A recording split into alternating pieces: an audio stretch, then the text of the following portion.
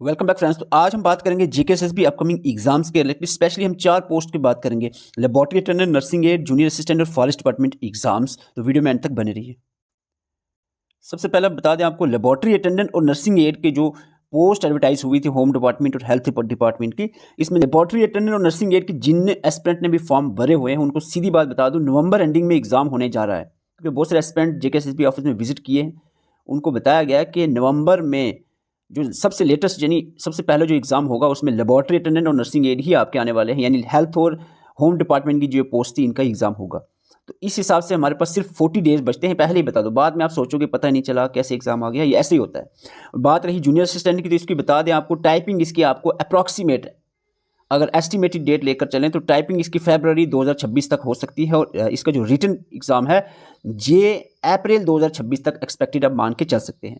और जहाँ तक बात है फॉरेस्ट रिलेटेड एग्ज़ाम्स की, forest inspector, wild life guard की, वो अभी पेंडिंग ही इसको समझो। अभी इस पे कोई भी, क्योंकि जेकेएसएसबी ने बिल्कुल मना कर दिया कि अभी कोई इसकी पेपर लेने की कोई स्कीम नहीं है इसकी। लेकिन स्टूडेंट्स लगे हुए हैं। मैं भी रिक्वेस्ट करूँगा कि जितने भी एस्पिरेंट जम्मू एरिया में हैं वो ज़रूर जो है मिनिस्टर वगैरह से मिलें, अपने अपने एरिया के एमएलए से आप अपनी सिफारिश 10-10, 20-20 स्टूडेंट एटलीस्ट इकट्ठे होकर जाएँ, ताकि ये आवाज़ आपकी उठे और ये जो पेंडिंग एग्ज़ाम है ये भी आपके कंडक्ट हो सकें। अब जहाँ के लेबोरेटरी अटेंडेंट और नर्सिंग एड की बात करें, अगर नवंबर एंडिंग में इसका पेपर होता है तो हमारे पास बचते हैं सिर्फ और सिर्फ 40 डेज। फिर यहाँ पर आपको मैं बता दूं 40 दिन। देखो, अब अगर आज 10 अक्टूबर, सपोज 10 ही 1-2 दिन में 10 अक्टूबर आ जाएगी। 10 अक्टूबर से लेकर आप चलो 10 नवंबर तक, 1 महीना और 10 दिन और ले लो। 20 नवंबर तक आपका एग्ज़ाम हो सकता है। 20 नवंबर तक आपका एग्ज़ाम लेबोरेटरी अटेंडेंट का हो सकता है, नर्सिंग एड का भी। तो इस हिसाब से आपके पास बचते हैं सिर्फ 40 डेज। तो 40 डेज़ के हम स्टडी प्लान आपको बता रहे हैं यहाँ पर। अब कहने में, दिखने में आपको बहुत टफ लगेगा तो क्या करें बताएं। अब जब टाइम इतना है तो इसी हिसाब से करना है। पहले आपको कहा जब तैयारी कर लो तो आपने सुना नहीं, ठीक है। तो अब टाइम ऐसा ही होता है ना, ऐसा ही होता है, ये चीज़ समझा करो। जब एग्ज़ाम पास आता है फिर आदमी सोचता है कि अब कैसे होगा, अब तो हो ही नहीं सकेगा। लेकिन अभी भी चांस है, 40 दिन अगर आप मेहनत करते हो तो पॉसिबली आप कवर कर पाओगे। 2-2 सब्जेक्ट लेकर हम चलेंगे। जनरल अवेयरनेस और कंप्यूटर आपका 10 दिन रहेगा, 10 अक्टूबर से लेकर 19 अक्टूबर तक। जनरल साइंस और इंग्लिश आपका 10 दिन रहेगा, 20 से 29 अक्टूबर तक। रीजनिंग और मैथमेटिक्स आपका 10 दिन रहेगा, 20 अक्टूबर से 8 नवंबर तक। और उसके बाद सभी सब्जेक्ट को कलेक्टिवली रिवाइज करना है। 10 दिन आपको देंगे, सारे सब्जेक्ट दिन में, सारे सब्जेक्ट यानी 6 के 6 सब्जेक्ट 1-1 घंटा आपने रिवाइज करना है। ये 10 दिन तक आपका रिवीजन प्रोसेस चलेगा। अब आप सोच रहे होंगे ये कैसे। देखो, अभी हमने आपको बताया है 4 टारगेट। टारगेट 1 आपका रहेगा ये 2 सब्जेक्ट का 10 दिन में, जिसमें आपको कंप्यूटर और जनरल अवेयरनेस लेकर चलना है। कंप्यूटर और जनरल अवेयरनेस में आपको मैं थोड़ा सा बता दूं किस तरह से आप ये कवर कर सकते हैं। जैसे कि 10 तारीख को आपका कंप्यूटर बेसिक, जिसमें हिस्ट्री, जनरेशन, करैक्टर और टाइप्स रहेगा, ठीक है। ये आप चाहे मॉर्निंग टाइम में पढ़ लो, दिन में, और शाम के टाइम में आपका जनरल अवेयरनेस रख सकते हो, जिसमें आपका इंटरनेशनल ऑर्गेनाइजेशन में UNO, world health organisation, WTO, IMF, जितनी भी अदर इंटरनेशनल ऑर्गेनाइजेशन सिलेबस में मेंशन है। इसके साथ साथ रीजनल ऑर्गेनाइजेशन, ये एक ही दिन में कवर करना पड़ेगा। SAARC, ASEAN, BRICS, G20, G7। इसी तरह दूसरे दिन में कंप्यूटर का CPU कंप्यूटर आ गया।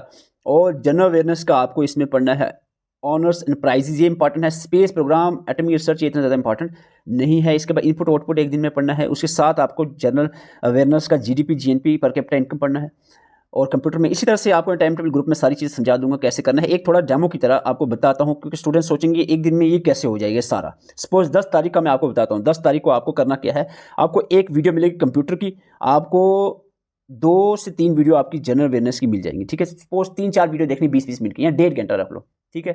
1-1.5 घंटा आपने वीडियो देखनी है, 3-4 घंटे आपने नोट से पढ़ना है, तो काम हो जाएगा। 5 घंटे एटलीस्ट स्टार्टिंग में आपको चाहिए। आस्ते आगे 40 दिन के पास जब जाते रहो ना, फिर टाइम बढ़ता रहेगा। 5 से 6, 6 से 7, 7 से 8, लास्ट पे आपके 12-13 घंटे एग्जाम के पास जब पहुंचोगे तो प्रिपरेशन के होने चाहिए। तो मैं आपको थोड़ा सा 10 तारीख का बताता हूँ किस तरह से आपने पढ़ना है।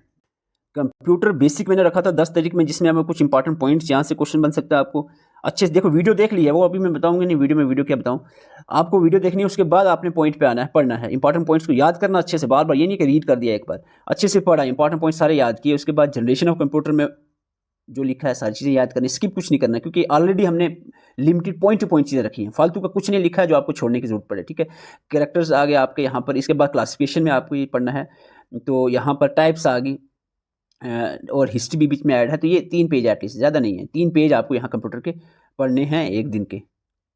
अच्छा, जनरल अवेयरनेस का आपको मैंने कहा था इंटरनेशनल ऑर्गेनाइजेशन और रीजनल ऑर्गेनाइजेशन। इंटरनेशनल में देखो, सबसे पहले यूनाइटेड नेशन के बारे में पढ़ना है, इंपॉर्टेंट पॉइंट्स, इसके ऑब्जेक्टिव्स आ गए और लैंग्वेजेस आ गई, ऑर्गन्स एक एक करके जनरल असेंबली पढ़ा है, यूनाइटेड नेशन सिक्योरिटी काउंसिल आपका है, इसके बाद आपका इकोनॉमिक सोशल काउंसिल आ गया, international court of justice, important point wise चीज़ें लिखी हैं, इजीली आपको याद हो जाएंगी। यूएन सेक्रेटरीट आ गया, ट्रस्टीज काउंसिल, ये 6 इसके ऑर्गन पढ़ने के बाद आपका आ जाता है world trade organisation. Important points बिल्कुल आपको साफ साफ नजर आएंगे। World health organisation important points आ गया, इंटरनेशनल मॉनेटरी फंड आपका आ गया। इसके बाद मैं आपको बता दूं कुछ और इंटरनेशनल ऑर्गेनाइजेशन के बाद आपको जो क्वेश्चन मेनली पूछा जाता है वो पूछा जाता है आपके हेडक्वार्टर से।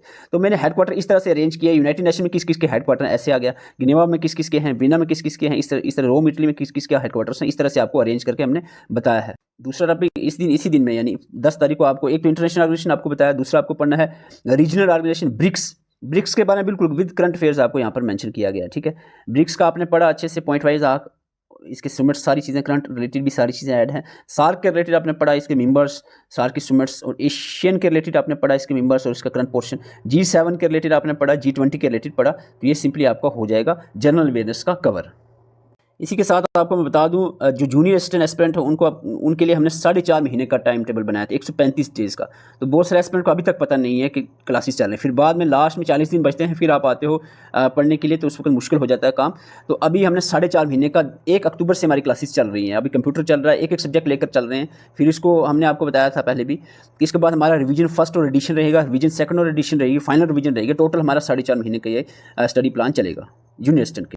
तो अगर आप हमारे साथ मिलकर तैयारी करना चाह रहे हैं, नंबर आपके सामने है, सिंपली आपने स्क्रीनशॉट लेना है, मैसेज करना है। 40 दिन अगर आप अब भी लेटर मस्ती करोगे तो कल 30 रहेंगे, परसों 20 और 10 फिर एग्जाम आ जाएगा सीधा।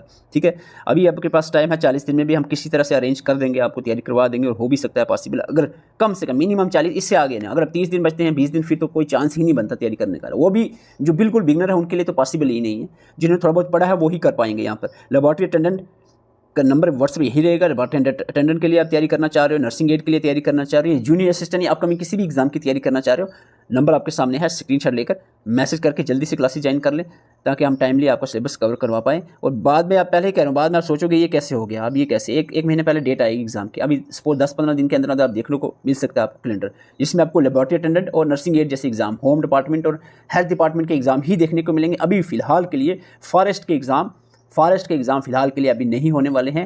और बाकी जो एग्ज़ाम्स, जहाँ जूनियर असिस्टेंट की बात है वो टाइपिंग फेब में मार्च अप्रैल में जाके एग्ज़ाम होगा। एनटी की बात है, जेके पुलिस सब इंस्पेक्टर के, ये भी मार्च 2026 तक ही होने के चांसेस हैं इसके भी एग्ज़ाम की, क्योंकि अभी कोर्ट में केस चल रहा है उसका। तो वो भी होपफुली इस हियरिंग में जो 16 अक्टूबर को है एनटी की, और 4 नवंबर को जेके पुलिस सब इंस्पेक्टर की, उसमें भी होपफुली इसका भी कुछ ना कुछ सोल्यूशन हो जाएगी। तो जल्दी से आप मैसेज करके ग्रुप ज्वाइन कर सकते हैं, ताकि एक अच्छे अंदाज में तैयारी कर सकें। और जो भी एस्पिरेंट फॉरेस्ट डिपार्टमेंट की तैयारी करें उनको मैं रिक्वेस्ट करता हूँ, आप 20-25 एस्पिरेंट मिल के एटलीस्ट जो भी आपके एरियाज़ के एमएलएज हैं या जो भी को मिनिस्टर आपके एरिया में रह रहे हैं, तो उनसे ज़रूर मुलाकात करके ये अपनी रिक्वेस्ट जो है रिटन फॉर्म में हमेशा आपने रखनी है रिक्वेस्ट, ताकि वो आगे फॉरवर्ड हो सके और उस पर प्रोसेस चल सके। Thank you for watching.